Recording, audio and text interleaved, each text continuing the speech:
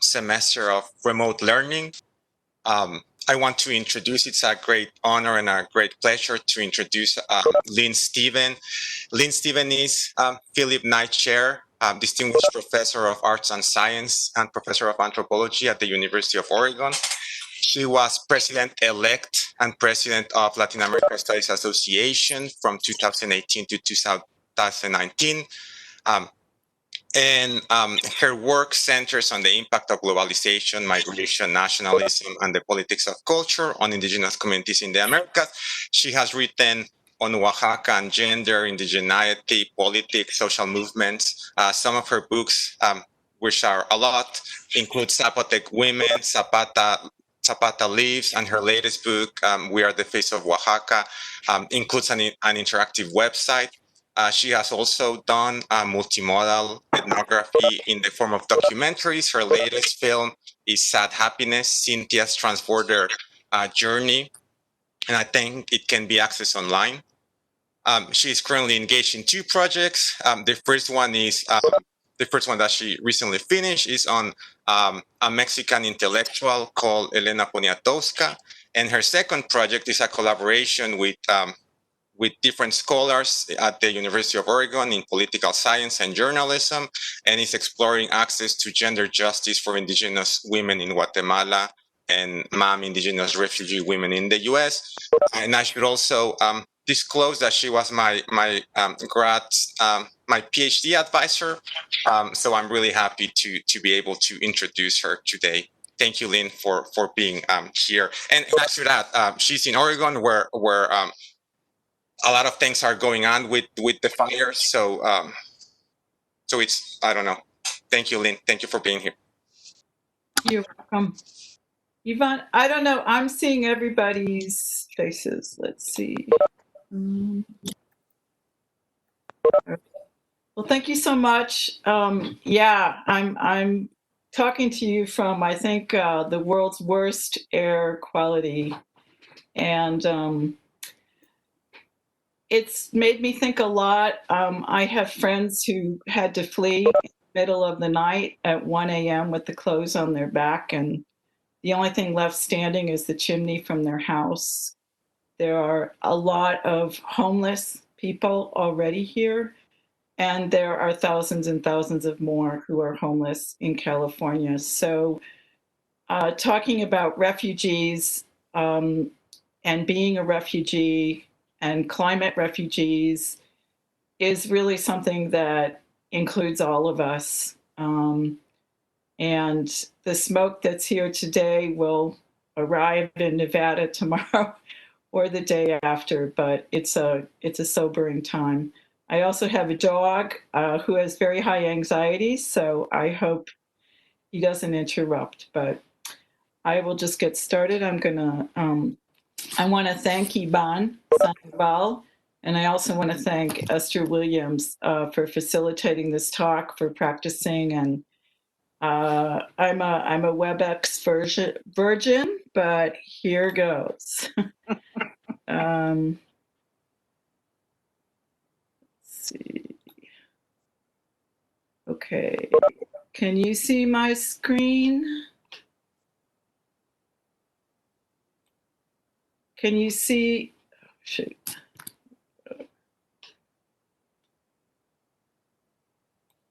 Can you see that? Okay. Yes, it looks great. Okay, well, I don't know if you can see me, but here we go. So over the past years, Central American refugees have made headlines. And a year ago, they were on the US-Mexican border in record numbers. There was a focus on the migrant caravan, and large numbers of family units, unaccompanied children, and also single men, primarily from Central America, moved through Mexico, more than 1 million people. Most were not in caravans. Many were detained, some were returned to Mexico, and many requested asylum. And what I want to talk about today is why people are fleeing, what has happened even since last year to prevent even more people from getting into this country, and particularly what are the reasons, the gendered reasons and gendered consequences for this movement. And I've been conducting research about gender violence and access to justice or not for Guatemalan women. I've been interviewing and providing expert testimony for Indigenous women from Guatemala and Mexico. And as I'll tell you later, during my sabbatical year, not last academic year, but the one before that ended in June of 2019, I worked as a volunteer in a shelter in San Diego. And I have sort of two arguments that I want to make. One has to do with the way in which people who flee are connected to what I call broad transborder communities that involve territories that extend from Guatemala through Mexico into different parts of the United States that are historical. And the other is to talk about embodied gendered structures of violence, which is the ways that different structures which cumulatively engage different forms of violence act not just on individual women's bodies, but also on social bodies. If we look at, if we look at this, we see increasing numbers of Central Americans that have come to the US, particularly through the fall of 2019, and Guatemalans and Hondurans are the biggest number of those. Somebody's got their mic on, so it'd be good to turn it off. This shows numbers of unaccompanied minors, called by the US government alien children, and family units on the border by country. And you can see that the numbers sort of, they peak in 2019 and then they decrease in 2020, but they don't end. And there still are significant numbers of people on the border. I heard a story on NPR this morning about 700 people camped outside of Matamoros hoping that Joe Biden gets elected because they believe this may help them to get asylum. I've been primarily working in Guatemala for the past 6 years and working on Guatemalan asylum cases. There's a huge backlog of people from Guatemala seeking asylum in the US, about 247,000. That's the largest number from Central America. In Oregon, there are about 3,000 pending cases. California, let's call it 39,000. And the state of Washington. And you can see from this graph the backlog of people who are here. And of course, with the pandemic, it's been worse because immigration courts have been closed. These are people who are already here and in the system. And what we also see is the representation of indigenous languages represented among this increase in Central Americans. In Oregon, as well as elsewhere in the US, particularly more in the West, we see an increase in Central Americans. So how and why did this happen? And how do we think about it? How do we understand it? And then how do we sort of theorize about it as anthropologists? So one of the spaces where I did work was in 2018 and 2019. I was a volunteer in a shelter in San Diego that received families after they came out of detention. So they often would be picked up in Tijuana or actually further down, and including all the way to McAllen, Texas. And then later they were flying people to San Diego because they were so overwhelmed by the numbers of people. They're put in ICE detention in what's called the Gelera, or a very cold cell maybe given some crackers to eat, not maybe a burrito if they're lucky. And what I did, you see those tables there, that's intake, so that when every day buses would pull up from ICE, people would get off, they would sit down, and we would sit there and do intake with them. That included where they were from, what language they spoke, what happened, the conditions, anything about their journey. And then they received health screenings, and they went downstairs and received beds and were able to bathe and were taken care of. So I volunteered. I also escorted people to bus stations, to airports, including many people who didn't speak Spanish and had never been on an airplane before. So I'm going to focus primarily on Mom refugees because I've been working in Huehuetenango, which is a department of Guatemala, which is close to, it's very close, it borders Mexico, and a very high number of the refugees that are coming into the US and have come are from that region, among others. So I mentioned that I wanted to talk about a trans-border territory. And in order to do that, it's important to think about historically how the United States has related to Central America and how this has affected the way that people understand and sort of strategize in their lives. And I'm going to talk a little bit about US foreign policy, historical patterns of labor movement, and retreat from violence in the region, because what we saw last year with those record numbers didn't just suddenly happen like that. It's a long historical trend linked to the US. Most of the people who I've worked with in the US have been trying to access asylum. Not everyone who comes to the US border tries to seek asylum, but most people do. And just to tell you, the right to asylum comes out of a framework from World War II in Article 14 of the Universal Declaration of Human Rights. It says everyone has the right to seek and enjoy in other countries asylum from persecution. There are two other conventions that protect this right, one from 1951 and 1967. And these conventions in this original Article 14 define a refugee as a person who's outside that person's own country's territory owing to fear of persecution on protected grounds. And one of the discussions that's happening a lot now is really this definition is super outmoded, and it's a mistake to think of refugees as individuals. And what I'm going to argue is because of the kinship connections, because of the ways that different kinds of human relationships overlap in communities and in countries, that it really doesn't make sense to think about people as isolated individuals, and particularly when we look at gender violence.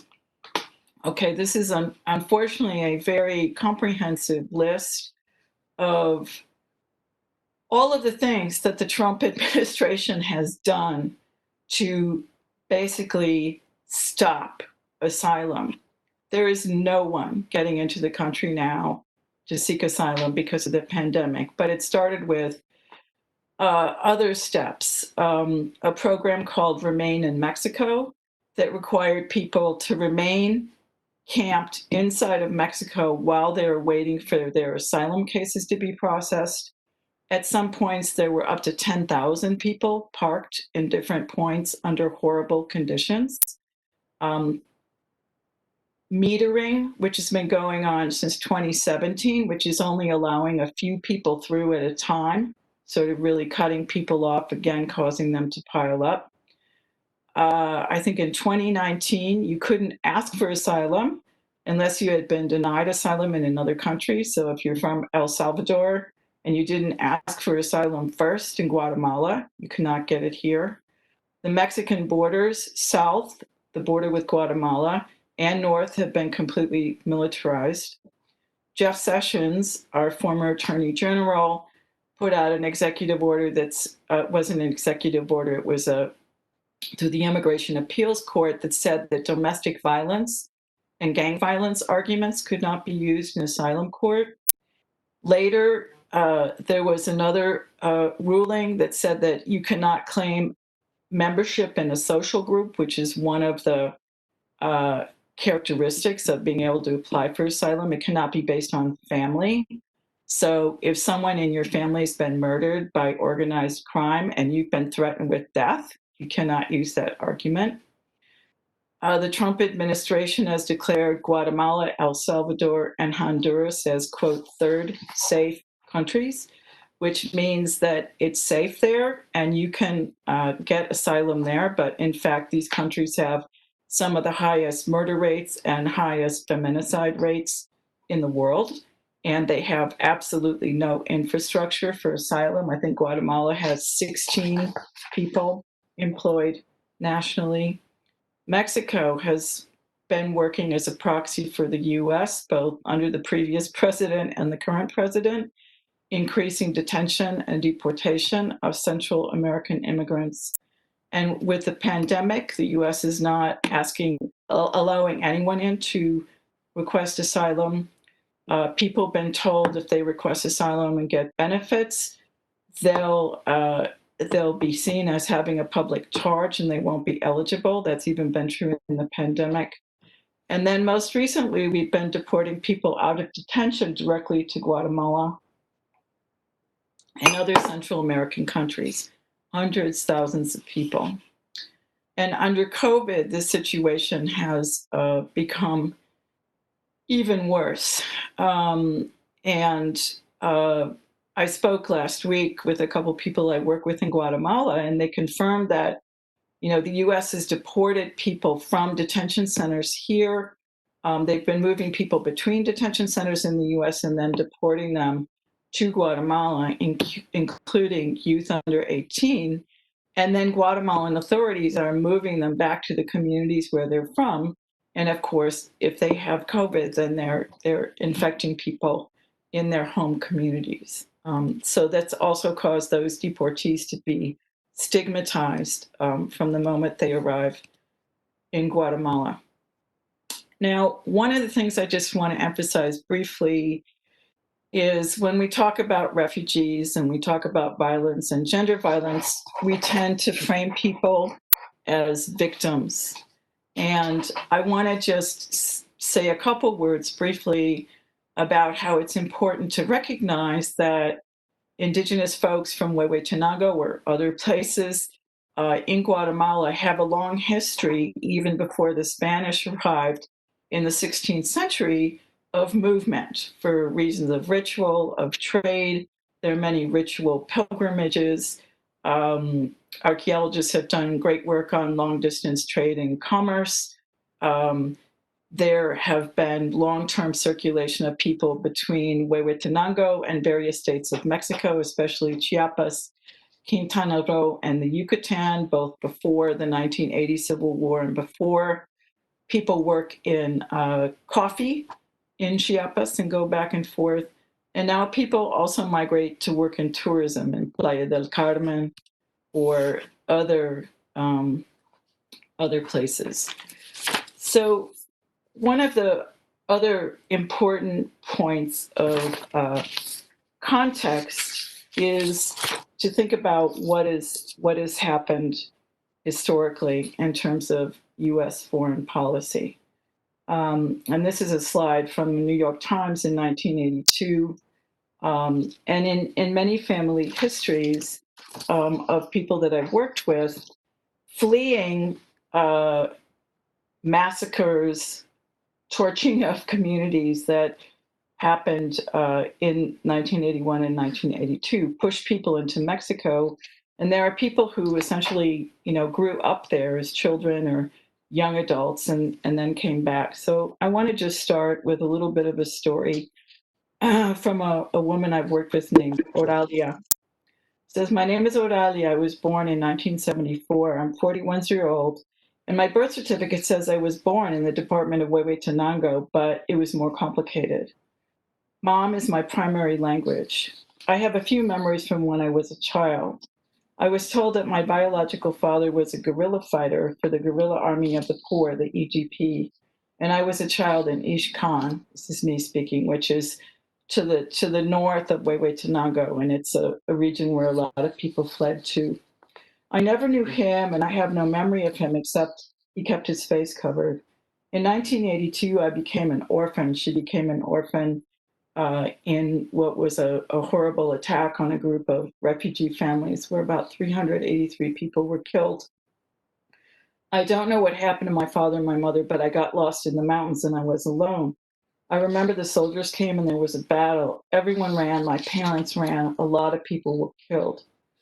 Those who were shot, some didn't die, but a lot of people did. There were whole families there. A lot of people were living there. And when this violence happens, we fled to Chiapas, to Quintana Roo, and Campeche. Everybody fled. So that's Oralia's story. And in Guatemala, there was a ramping up of a civil war in the 1950s. And in the early 1980s in particular, it targeted indigenous communities with a campaign of genocide, scorched earth to burn entire villages. The official statistics of the period known as La Violencia in Guatemala include 400 massacres of villages burned off the map, 1.5 million people displaced, 150,000 who fled, and more than 200,000 who were dead or disappeared.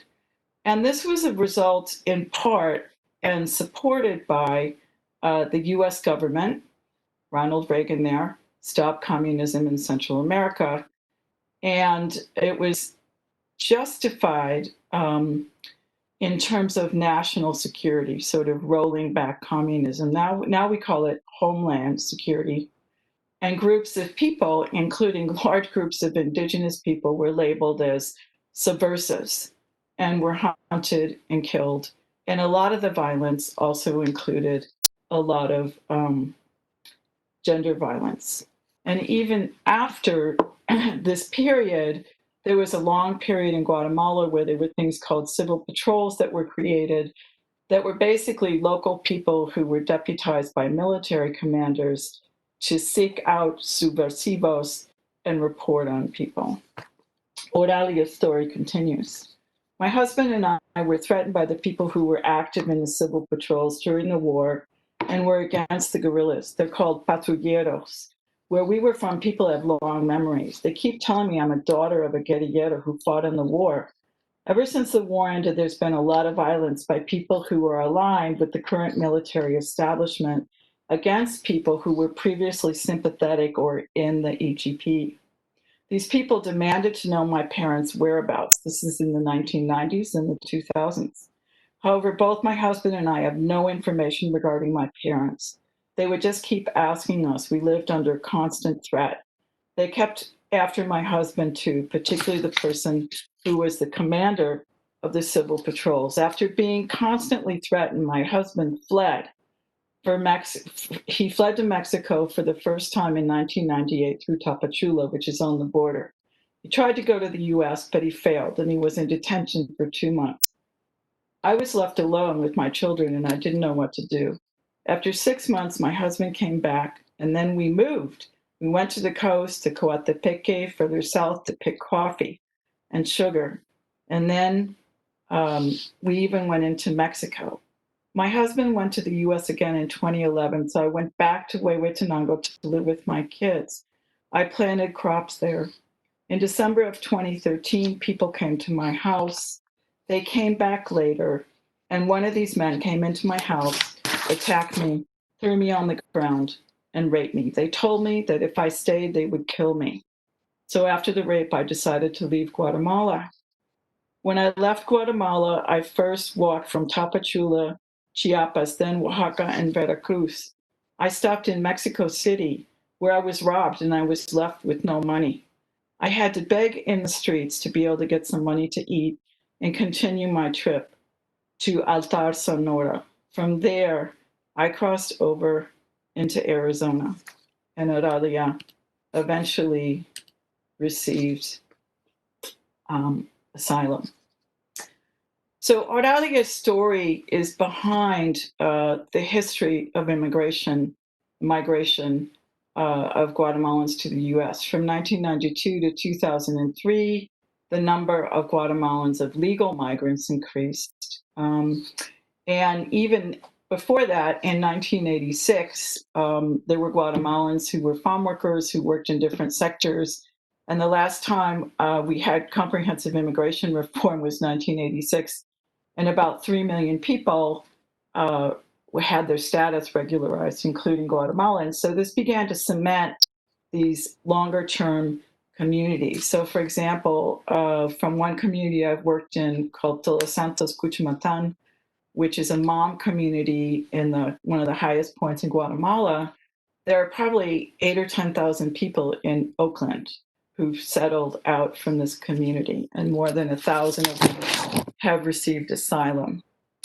In Oregon, we also see the building of these Hmong and other Indigenous transborder communities, where we have Hmong, Macateco, Canjobal, Quiche, and some other languages here. And in the work that I've been doing, both with asylum seekers, and this summer I've been working on a telephone survey with 12 organizations on the impact of COVID-19 on agricultural workers. And I've interviewed about 10 Hmong workers, including as recently as yesterday, who were a part of this flow and now are here. Many women and children came later, but males came earlier and began working in agriculture and forestry, like a gentleman I spoke to last week, harvesting mushrooms, wild mushrooms, and a plant known as salal, which is used by florists. And all of these folks are fleeing multiple and cumulative kinds of violences, similar to the story that Auralia told, and they're coming more and more into the U.S.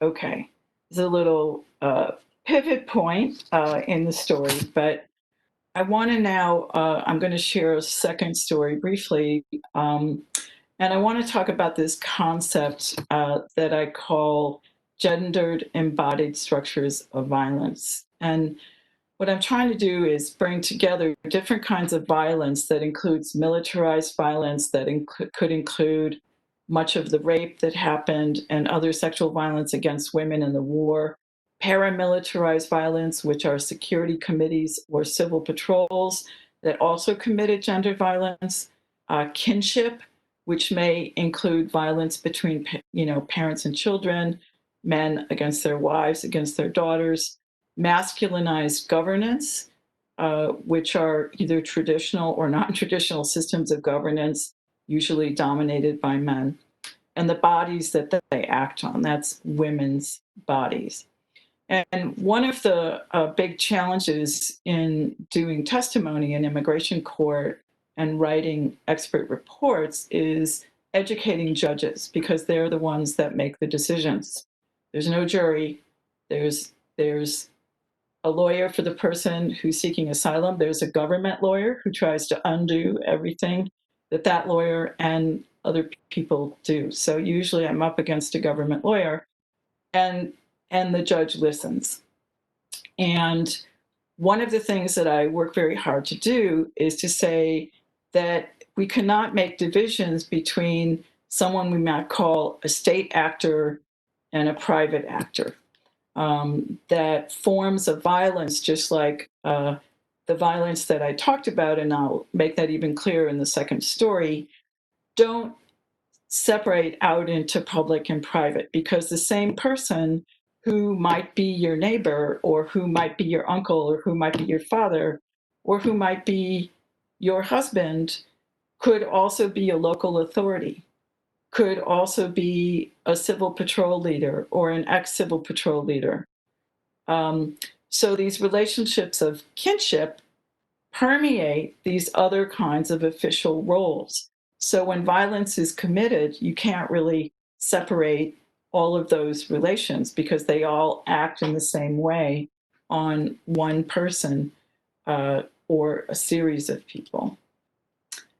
So just a word about the work I've been doing in Guatemala. For the past 5 years, I've been working with a colleague, Aaron Beck, and another colleague, Gabriela Martinez, who's a filmmaker. And we've been doing research in specialized courts in Guatemala, which are quite unique. In 2011, Guatemala established, there's now 15 actually specialized courts for adjudicating cases of feminicide, the murder of a woman because she's a woman, and other kinds of gendered violence. It could be physical violence, it could be sexual violence, or economic or psychological violence. And we've been observing in court, many hundreds of hours in court. We've interviewed judges, we've interviewed families in court, we've interviewed lawyers. And we've also interviewed in focus groups men, women, and government officials to see why so few women actually make it into these courts.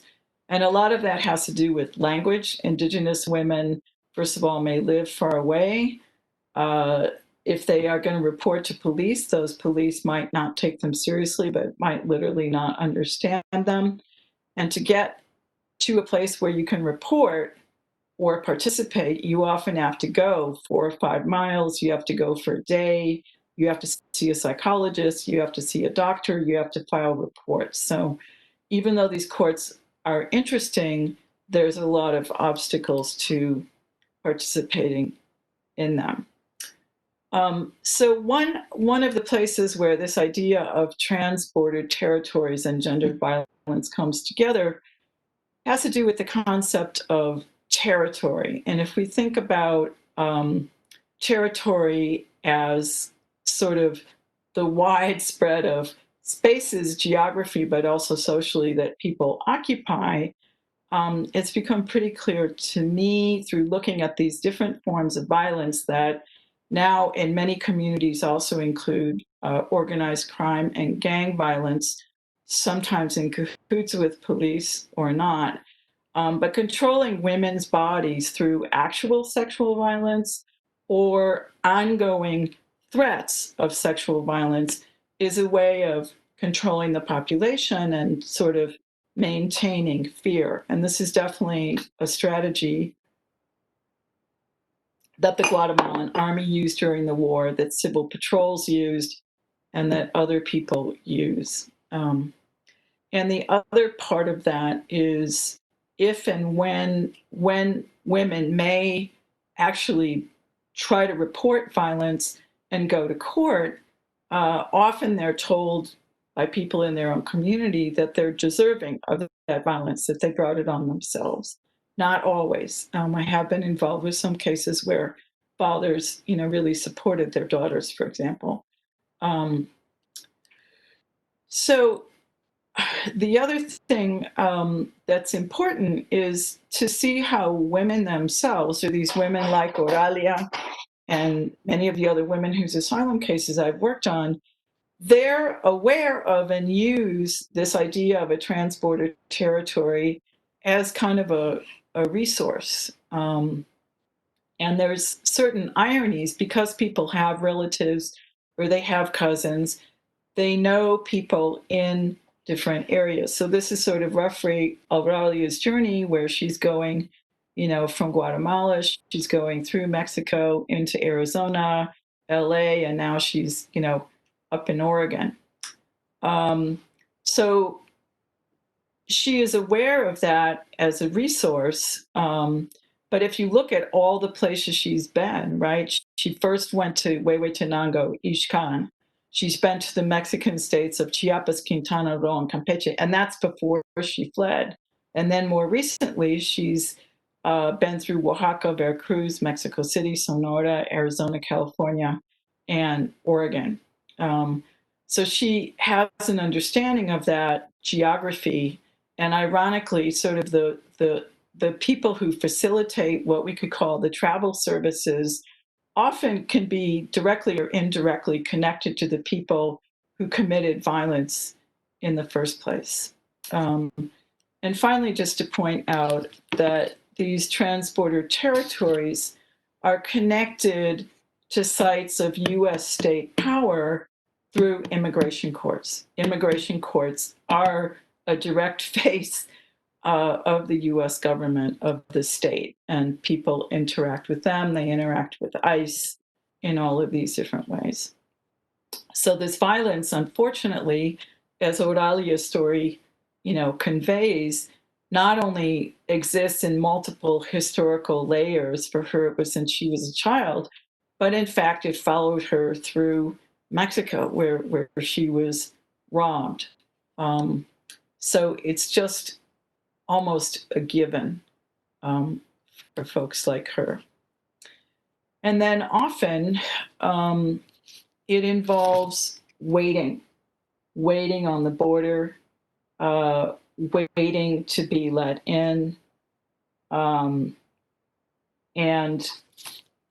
just trying to see what happens. This is a picture, I think, from close to Tijuana. This is inside the shelter, but there are all these steps along the way, and then there are dangers in each of these steps.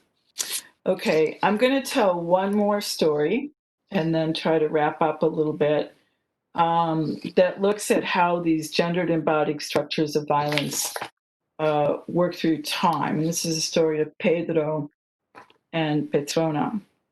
Pedro was born in the 1980s in Huehuetenango. He's mom. And when he was a small child, Todos Santos and other places were recovering from this horrible conflict that left many communities devastated.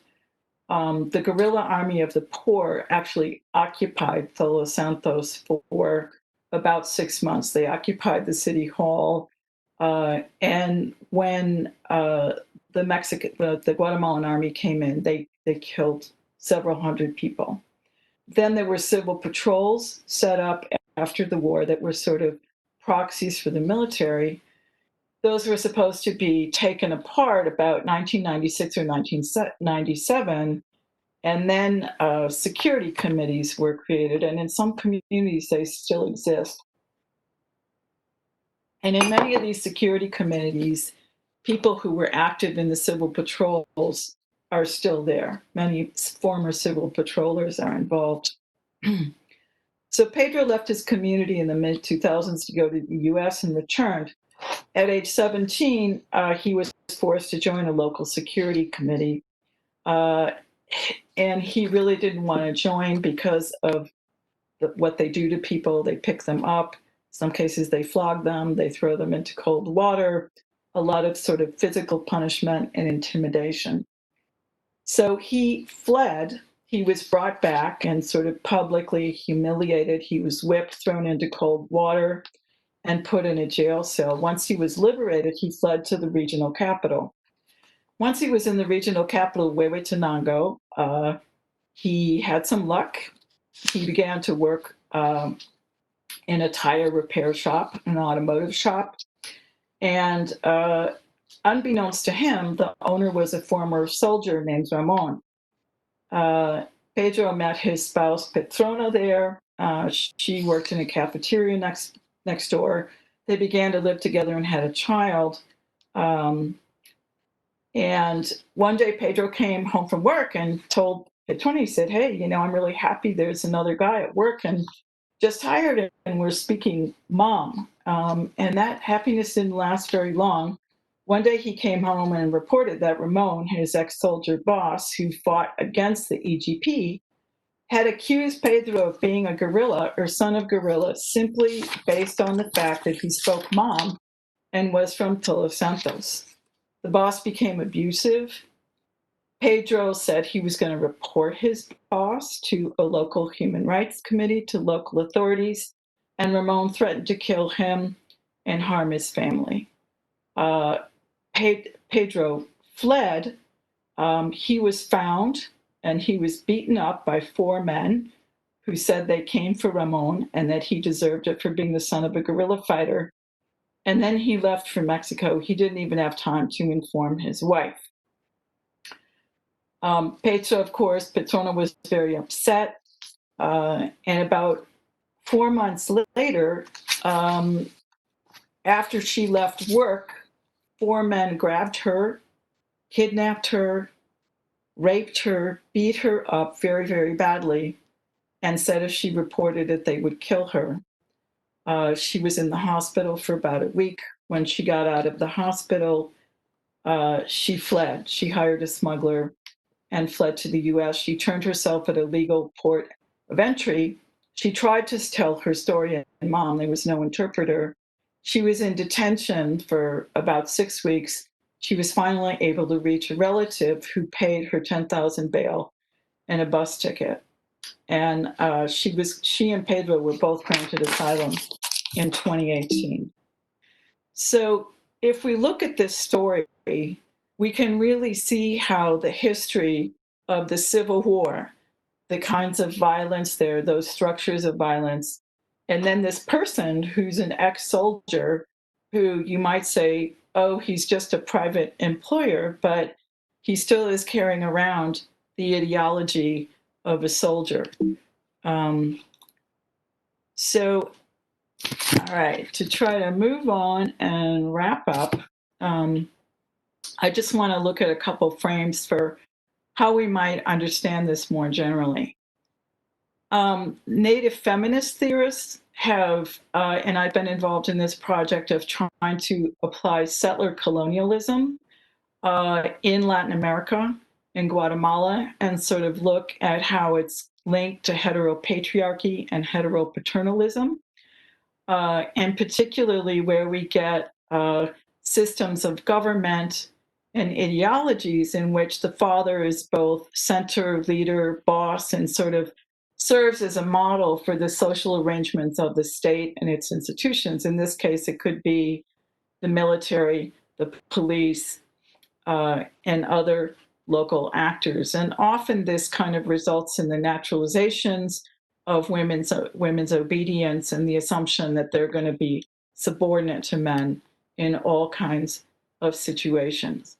So when states incorporate and normalize social systems of heterosexuality and patriarchy and elevate men to be in charge, then other institutions, non-state institutions like the family, kinship systems, can also take on this perspective. So in this case, I'm just trying to argue that we really can't separate public and private. We can't separate the violence that happened to Petrona, where someone contracted other people to beat her up and rape her as a proxy for her husband, who was persecuted simply because he was Indigenous, because he spoke an Indigenous language, and he came from a place where a guerrilla army had briefly occupied, and the army engaged in many atrocities to eliminate them.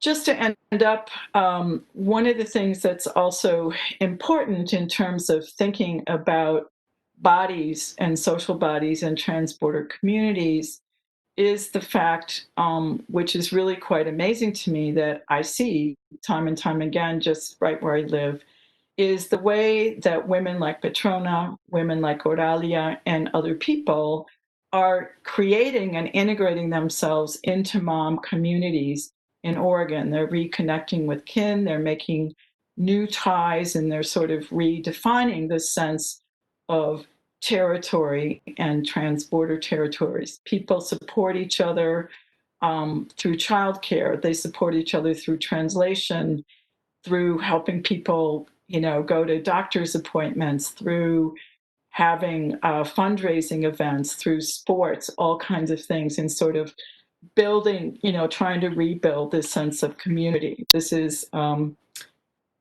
in Los Santos, and these two shots are here in Oregon. Of course, the pandemic makes it that all much, much harder.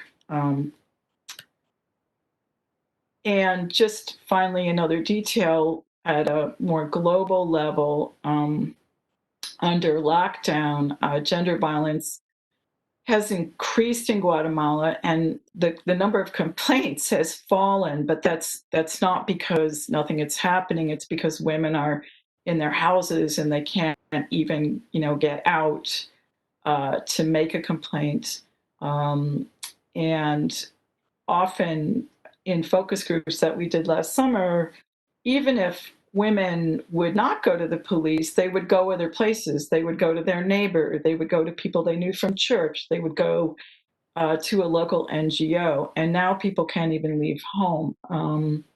There is very little public transport in Huehuetenango. So in small communities, you can't get out because the buses aren't running because of COVID. So it's a fairly dire situation.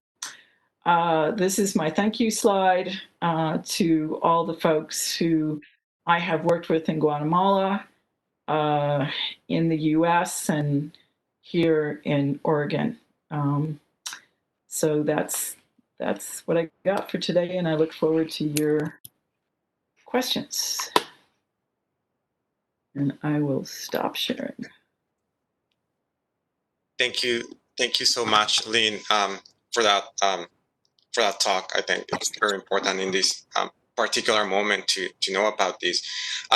If people have questions, I would say that you can share them through the chat so that we're not changing, closing microphones and opening microphones, and I will sort of communicate these questions to Lynn and to the entire group.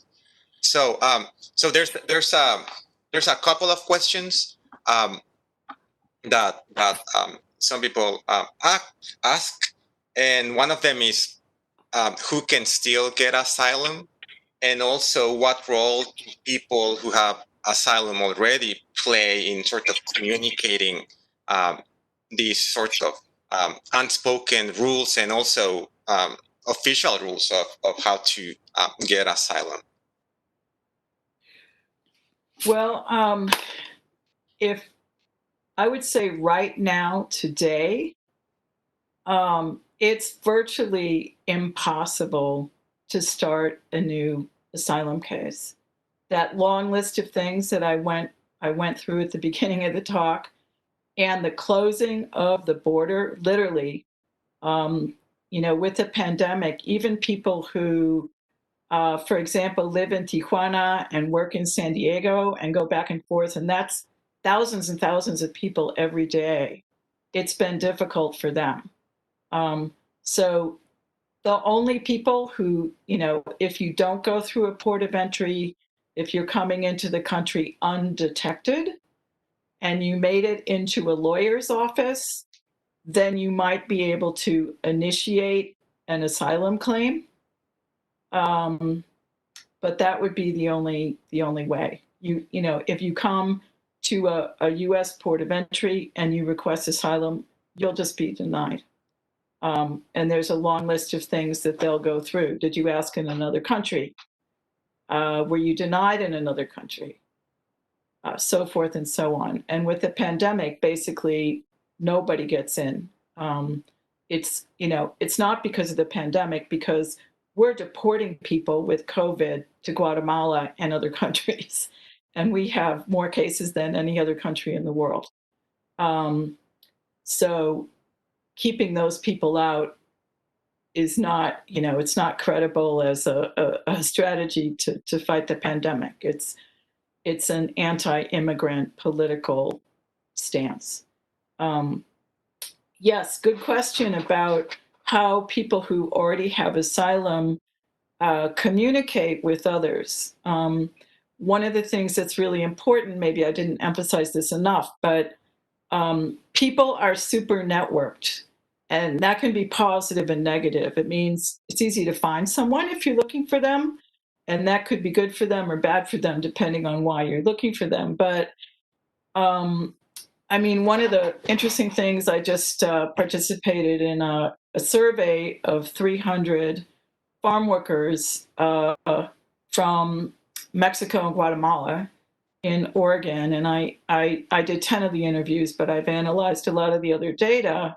And two of the questions are, has the pandemic kept you from sending remittances, supporting your family? And what are you worried about? And every single person is connected to many people, in Guatemala, in Mexico. They talk on the phone, or they talk on WhatsApp, WhatsApp is probably one of the more popular ways because it's free if you have Wi-Fi.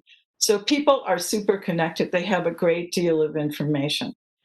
So information about asylum, about, what you need to get asylum. Some of that is communicated, but there's also just a lot of rumor mills. One of the things that was most heartbreaking to me when I worked at the shelter in San Diego, and especially when I would accompany people to the airport, often, I would hang out with them for like 3 hours or 4 hours, and there'd be kids, and buy them hot chocolate. And I'd, try to talk to them, and I'd say, "What's your plan?" "Well, I'm going to tell people that I want to come here for the betterment of my children." And that is not an asylum argument. So I say, "Well, have you heard of asylum?" Some people would say yes, some people would say no.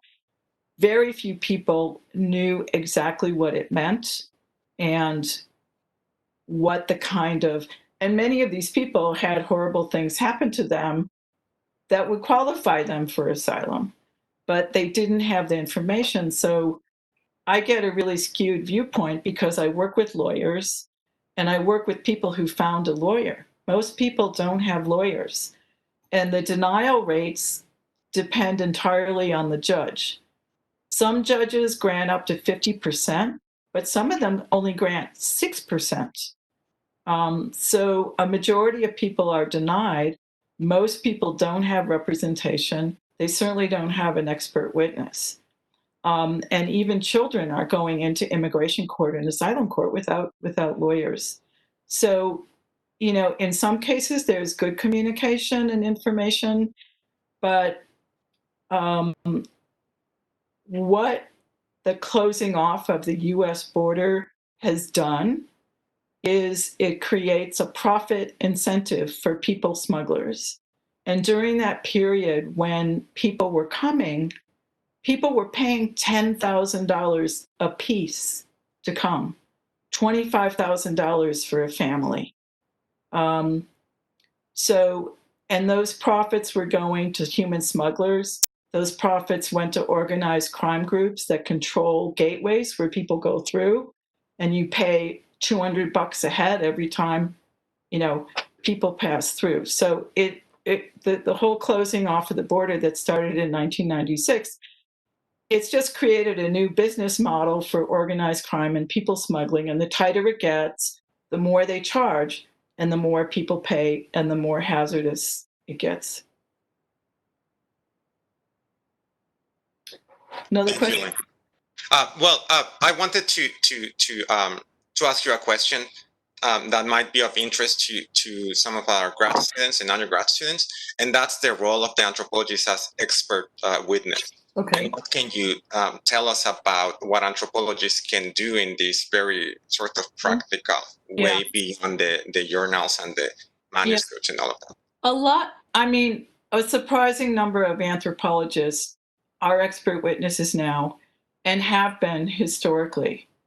I know, for example, an old friend named Alex Stepek, who helped hundreds of Haitians in the 1980s, for example, or maybe he said like 1,000, I don't even remember. But so what it means is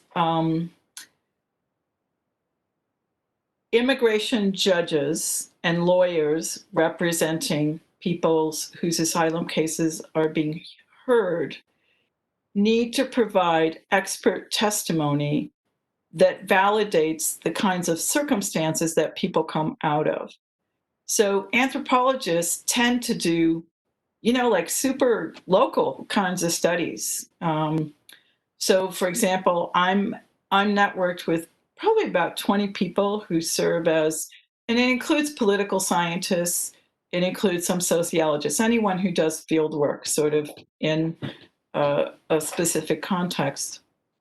And once you've, worked for 4 or 5 years or even a year in a certain place, you know a great deal about the conditions. You've interviewed people, you've studied history. So you can provide context for a specific story. So the story of Oralia, I've written, I think about 100 reports now. they're very detailed. They're often like 25 single-spaced pages. And you sort of start general and talk. So you're trying to take this person's story and embed it in this larger story. So in the case of Oralia, I have to talk about Indigenous people in Guatemala.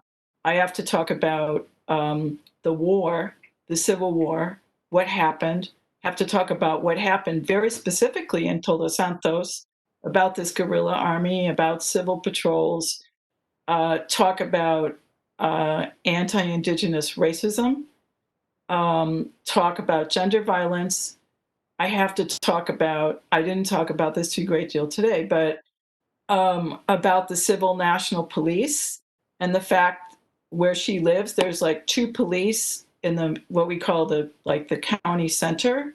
And people live way out in these communities, like 2, 3, 4 hours out.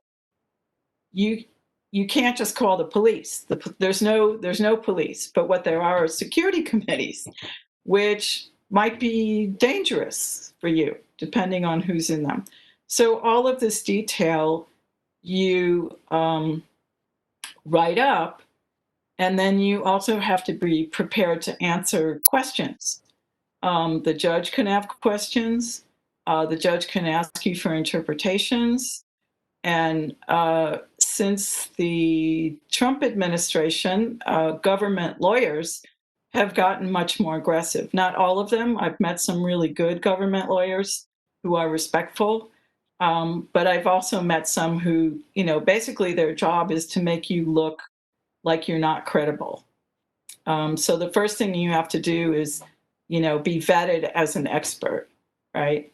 So for example, even though I talk about organized crime, some government lawyer might say, oh, so you're an expert on international organized crime.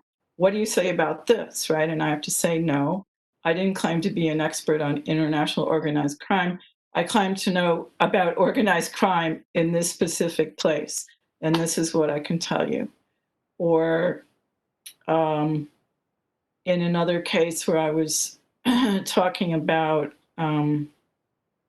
Indigenous people, I don't know, the lawyer said, and what percentage of deportees, this was a case from Oaxaca, are Mixtec from Oaxaca?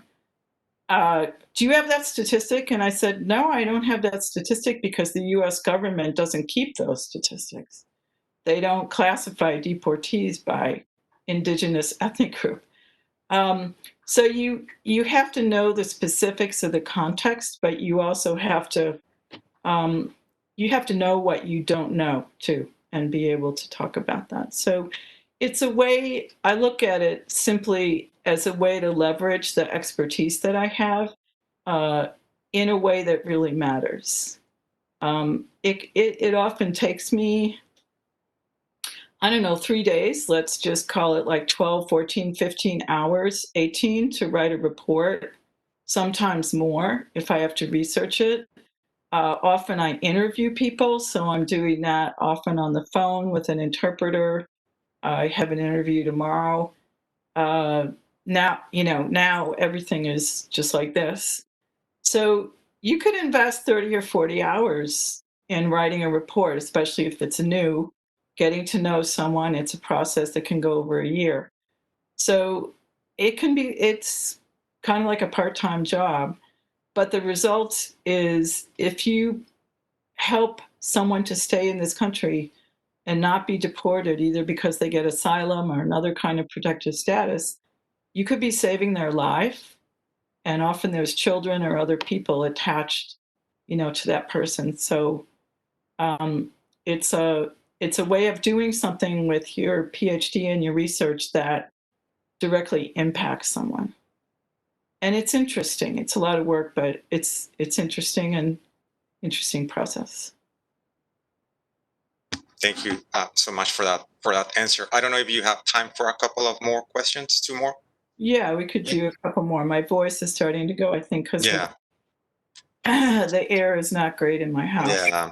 So one of the questions that I have here, it's about more about the what's happening in Oregon with Guatemalan Indigenous people, and what's the role of language especially in second generation immigrants and what's happening there. And the other one, it's about the role that Canada could play in this process. If it's different, what would that involve? And there are a few more questions, but I think those will be the two last Okay. ones. Sure. Well, in terms of language, I can just, tell you what I've observed here. I mean, most people who are recently arrived, often, particularly if they're women, they don't even speak Spanish.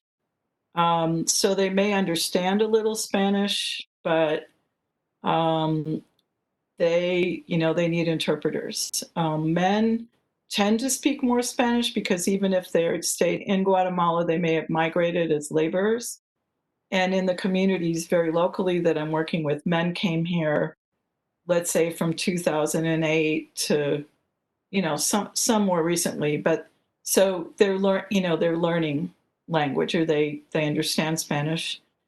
Um, and kids learn. One of the most amazing things I did in connection with asylum 2 years ago was I was working with a lawyer in Portland, and I had been on a woman's case. She was already here in Woodburn, and she had brought her 2-year-old daughter, 2 or 3-year-old daughter with her. And her older daughter at the time, who was 6 when her mom left, stayed with her grandparents and her aunt and uncle in a small community in Huehuetenango. So while I was doing field work, this lawyer called me and she said, "Can you bring the young, the 7-year-old, the 8-year-old, can you bring her with you into the US so she can be reunited with her parents?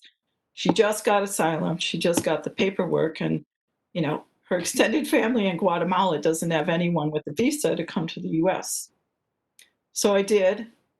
Um, and, I had never met this little girl. She never met me. I have 2 kids. So, they're grown now, but I know what to do with kids. So the entire extended family, the grandparents, the aunts, and her little cousins, they all came to Guatemala City. We spent a day together. And then it was heartbreaking because she didn't want to necessarily come, and they were heartbroken that she was leaving. We made it. We actually flew to Eugene. Her parents came from Woodburn, and they were incredibly joyous, right? And I've kept up with the family. I just spoke with her dad a couple weeks ago. She speaks English, she speaks Spanish, she still speaks mom. Her little sister speaks English more, and that's her preferred language. So kind of English and mom, and that's pretty typical. And the 2 girls, I think, now speak English to each other. So that often happens. I've seen that in many families, in my own. I have some godchildren here from Oaxaca. Um, but in this case, the parents are trying to maintain, 3 languages, which is great. And a few of the people that I work with are interpreters. There's some young mom interpreters who live close to where I live, and they're like 17. They're high school students. They speak English, Spanish, mom, Cancobal, and they're working. So, anyways, those second generations, or even those first generation kids who come when they're young, do a lot of amazing things linguistically. I think I forgot the other question. The other question had to do with Canada and how. Canada.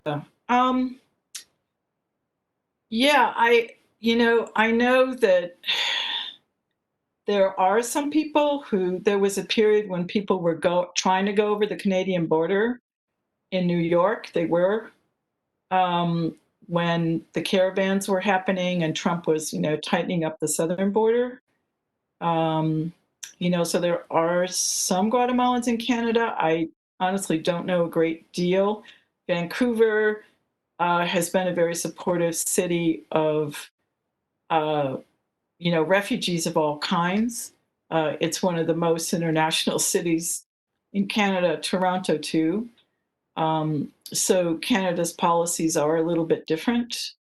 And certainly, if we had a government that was predisposed to aid refugees, then Canada might be enlisted. But now, I mean, the goal, and it's pretty much been reached, is to just stop all immigration of all kinds into the U.S. That's legal or undocumented, asylum, whatever. That's the goal. So I don't see, unless we have a sea change, and it's going to take a while, even if the Democrats win, it's going to take a while to undo all of the things that have been done up, and it depends on the Senate. So vote, go out and vote. And the Senate and House elections, the Senate elections are just as important as the presidency. Great. Yeah, that's a good place to end the talk, I guess. Thank you so much, Lynn. I don't know if anyone wants to add anything before we end the call, but thank you so much. We really appreciate your time, especially in the conditions you're in. And there's a lot of questions. I'll send you an email with some of the comments and the rest of the questions. Thank you so much. Thank you all for coming and for listening. And yeah, just stay healthy, safe, and value your human relationships right now, because that's where it's at. Take care. Bye-bye. Bye.